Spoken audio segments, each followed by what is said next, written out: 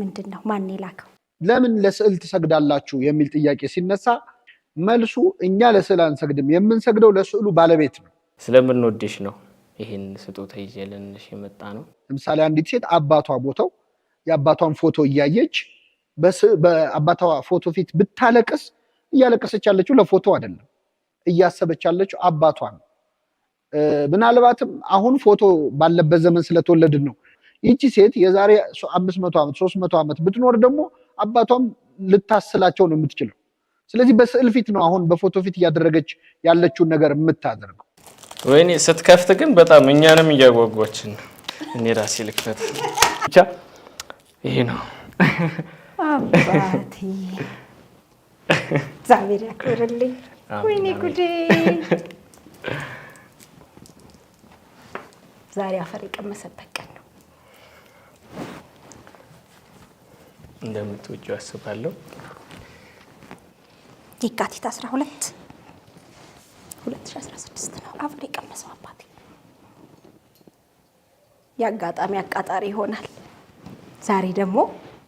የካቲት 12 2017 ነው አላለቅስም አይዞሽ እንደኔ አላለቅስም ሁሌ ያልፋል እግዚአብሔር በእውነት አላለቅስም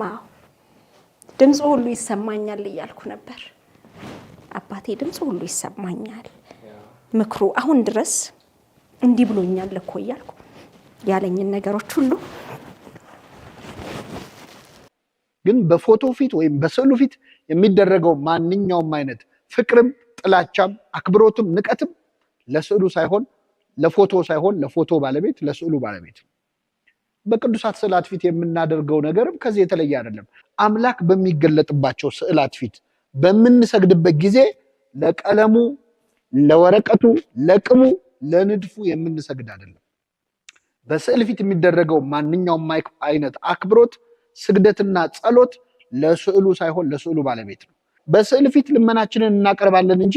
ስዕሉ ይሰማናል ብለን አናምንም ያለው ትክክል ነው ስዕሉ በራሱ ሊሰማን አይችልም በስዕሉ ላይ ተአምር እንኳን ቢከሰት ስዕሉ አይደለም ያን ያደረገው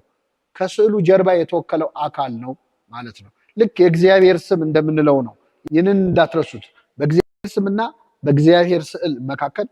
ምንም የተለየ ልዩነት የለም ስሙ የሚሰራውን ስዕሉ ይሰራዋል ስሙ በራሱ ኃይል የለውም ስዕሉ በራሱ ኃይል የለውም የእግዚአብሔር ስም ስለሆነ ነው ኃይል ያለው ስዕሉም በእግዚአብሔር ስም የተሳለ ስለሆነ ነው ለስዕላን በስዕል እግዚአብሔር በእግዚአብሔር ስዕል የተሳሉ የተባሉ ሁሉ ኃይል ያላቸው በእግዚአብሔር ስም ስለተሳሉ ስሙ ስላለባቸው ክብሩ ስላለባቸው ነው ለስዕልሽ ሰግዳለሁ ለስዕልሽ እንዲህ አረጋለሁ በስዕልሽ ፊት ሲባል ላንቺ ማለት ነው እንጂ ስዕልሽ ለብቻው ካንቺ ተለይቶ ማለት አይደለም የመቤት እንግዲህ እኔ ሁሉ ጊዜ ስሰጣት ደስ የሚለኝ መከብርባት ሰዎችም የከበሩባት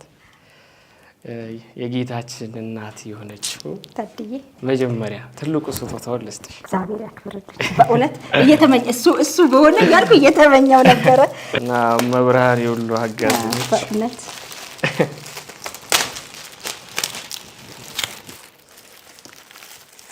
እግዚአብሔር ያክብርልኝ በእውነት አሜን አሜን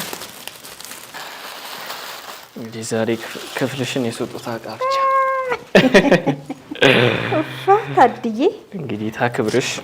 እግዚአብሔር ያክብርልኝ በእውነት ትልቅ ስጦታ እመቤታችን ትልቁን የዓለማችንን ንጉስ ጌታችንን መድኃኒታችንን ኢየሱስ ክርስቶስን የወለደችልን ትልቁን ስጦታ የሰጠችን የዓለም መድኃኒትን የወለደችልን ነች ይሄ ስጦታ ለኔ እጅግ በጣም ትልቅ ነገር ነው እግዚአብሔር ያክብርልኝ አሜን አሜን በእውነት